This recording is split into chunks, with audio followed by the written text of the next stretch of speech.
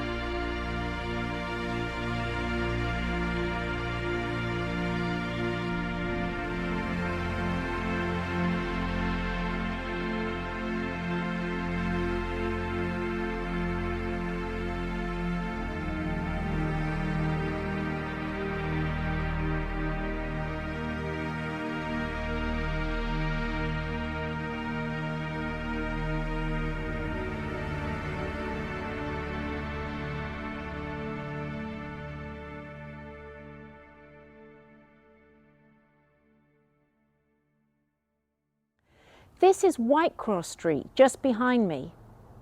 Charles Bowes of the Monmouth History Society led a tour around this street in the local area recently. Dan went to meet Charles at the start of that tour. Well, each year the History Society, there's the Monmouth Field and History Society, has a town walk, and we go around different parts of the town and explore them all over again, learn what their history is, what their story is. And some of the members of the History Society come along and they interrupt what I have to say and tell us even more that I knew, which is not difficult, I'm sure. And Whitecross Street is one of the most interesting streets of the town. It used to be the main road out of town. Before Priory Street was built, this was the main way through Church Street and down to the Dixon Gate, the Eastern Gate. This is where the coaches used to thunder through here on their way to Ross and Hereford. along here. And it has some wonderful buildings in the street, wonderful private houses from the 1600s onwards, with beautiful changes over the centuries to come, beautiful fronts put on in Georgian times. It has the town's war memorial, which is celebrating its centenary October the 6th, when it was unveiled. I also pose question about where the name White Cross comes from. White Cross traditionally was the name of the plague cross, and towns had a plague cross. Ross on Wye has got a street called Cops Cross Street. Now that used to be Corpse Cross Street, and it leads to the plague cross in the churchyard where 315 bodies were buried at night because of the plague in the 17th century. And possible that the Monmouth Cross, which people think stood where the War Memorial now stands, was the White Cross, our White Cross in its day.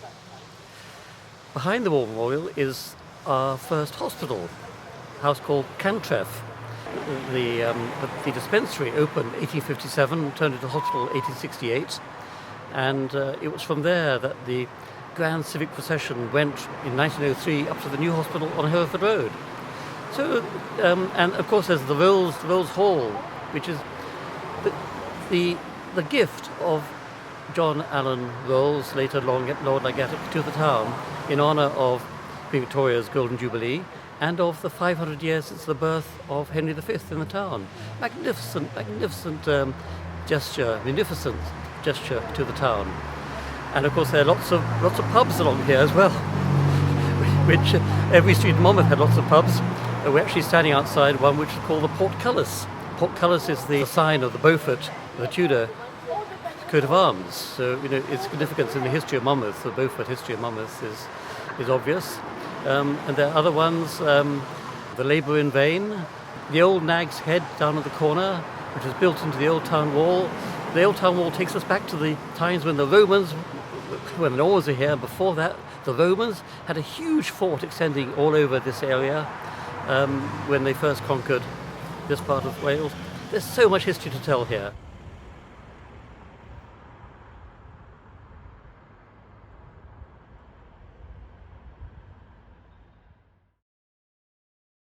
The Saturday talks at the Priory here in Monmouth on the first Saturday of the month have created some interesting and sometimes rather heated debates. The latest talk came from Reverend John Durnley, who made a case for revitalising some of our churches by focusing on smaller groups of worship, worshipping together and studying the Bible together, rather than large groups in formal liturgical worship in churches on Sundays. Here's an extract from his talk. What do you think? The Church of England was created in order to place spiritual activities under the control of the secular governments.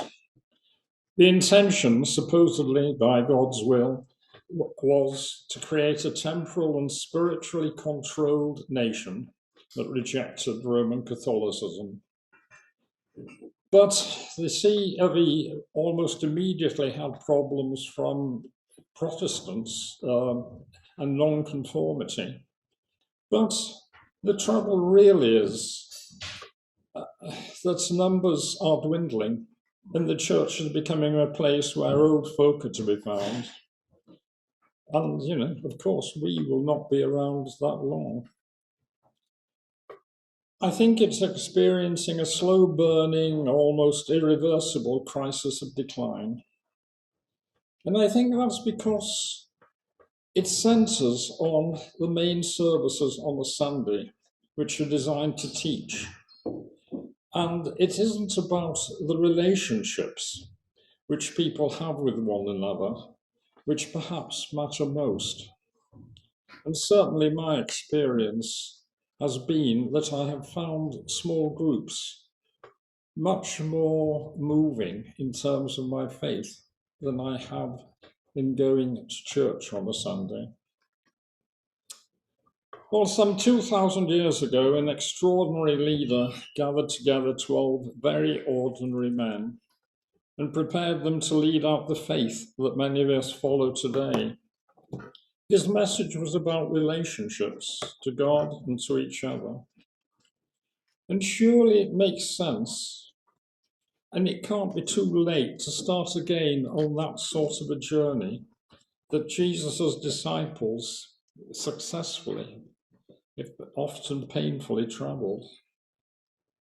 But the trouble about relationships is that close relationships don't seem to flourish when the group gets over about 12 or 13 or 14. And what I'm suggesting is perhaps we need to base a new revival on that sort of relationship within small groups. And the small groups can then go on to empower the larger groups. Reverend John Durnley. The next talk with Jim Cross will be on Saturday the 6th of November. You are welcome to come here to the Priory, of course, but the talks are also transmitted live on Zoom, and you can ask your questions over Zoom that morning. The Zoom link will go out on Kath Griffiths' weekly email. Keep an eye out. We'd love to have you. All are welcome.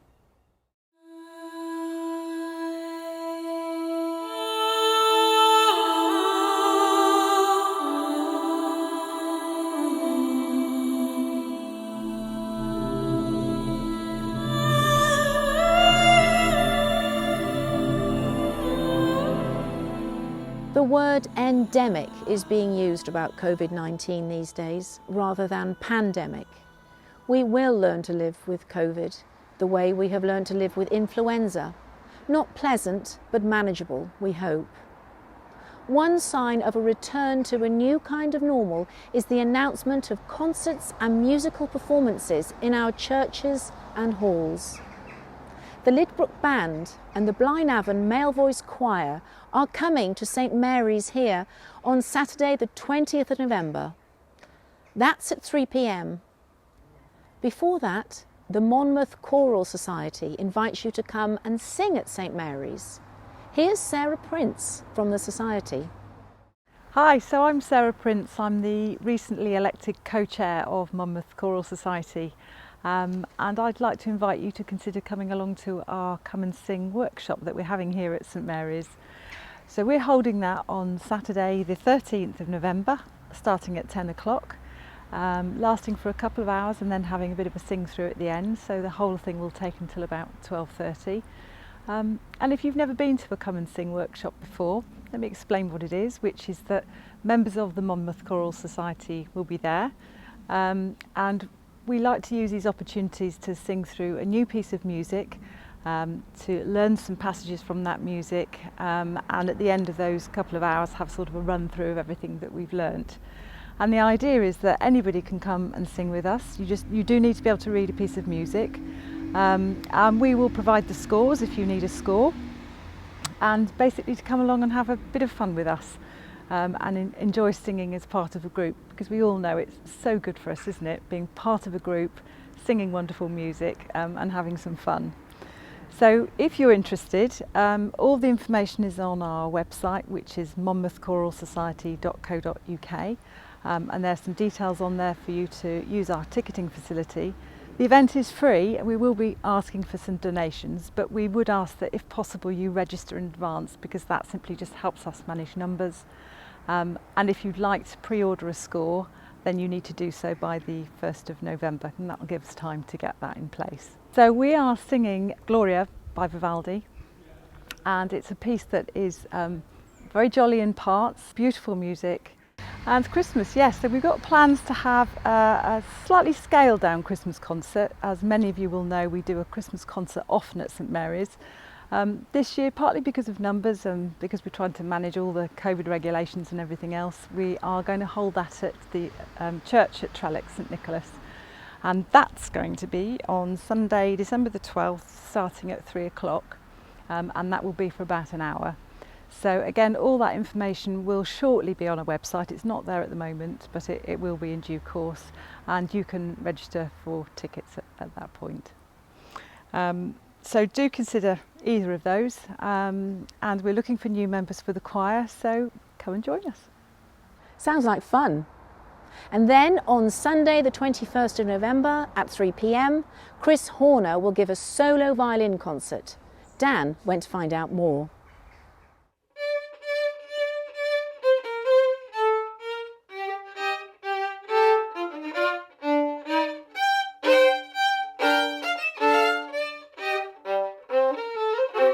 My name is Christopher Horner. I'm a Cardiff-based violinist, although I'm known locally to Monmouth people, I suppose, through my teaching at the haberdasher schools and having played at the Merlin Society.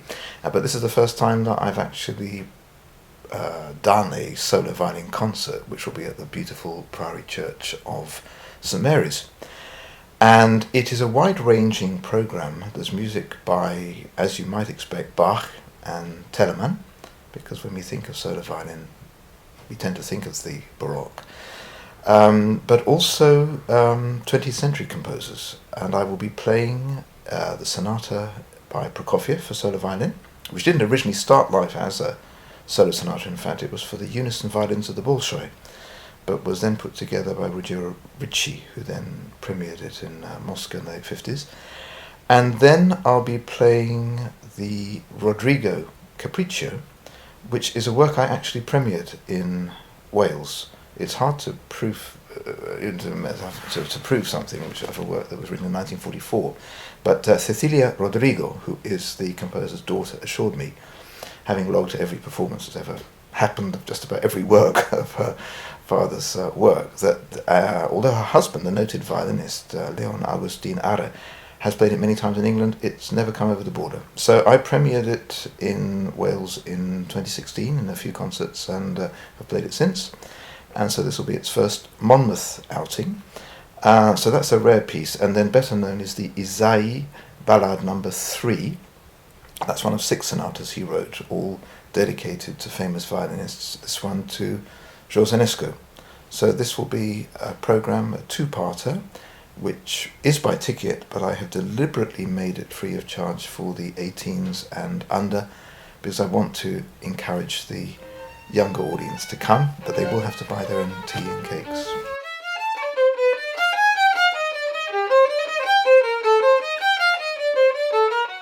The solo violin recital took time to gain acceptance, and I suppose it is the most difficult thing because, for one thing, in the nature of the music itself, you don't have any rests. From the moment the bow touches the string, there is no respite until the end of the piece. So that's one thing. At the same time, it offers you the most incredible privilege because you are able to, and the audience is able to, experience the violin in its own unique ambience, its own sound world, without the accompaniment, as we're used to, of the piano, the string quartet, or whatever other chamber ensemble. It's a great privilege that has to be really experienced by the player to be fully understood. And it's a great pleasure for me to go on advocating this music, which deserves to be known, and the rarer pieces better known.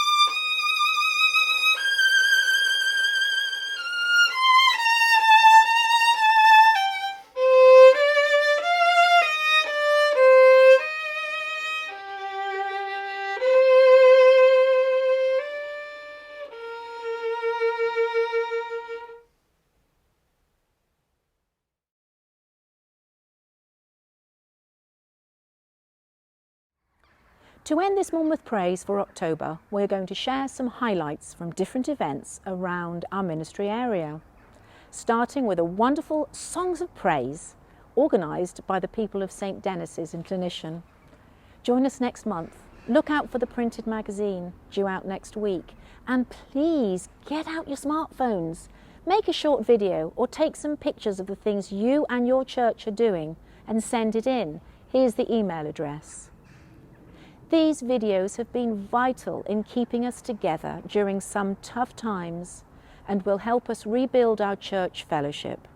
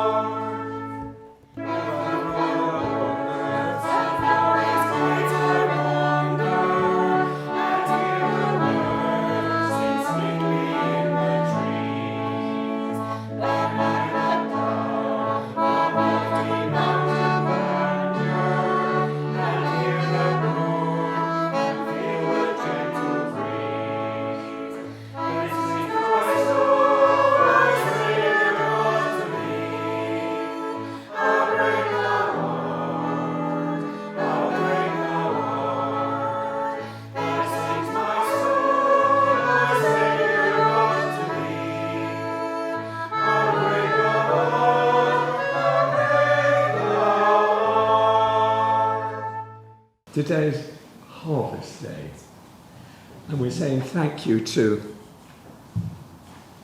the whole world. But the important thing, I think, is that we look at ourselves and we realise that we are God's harvest too. So, could we have a period of silence now as we just reflect who we are, where we are, that all neighbours together, knowing God is within us, around us, every single particle, atom of matter is shot through with God, and we can rejoice in that. So let us be still.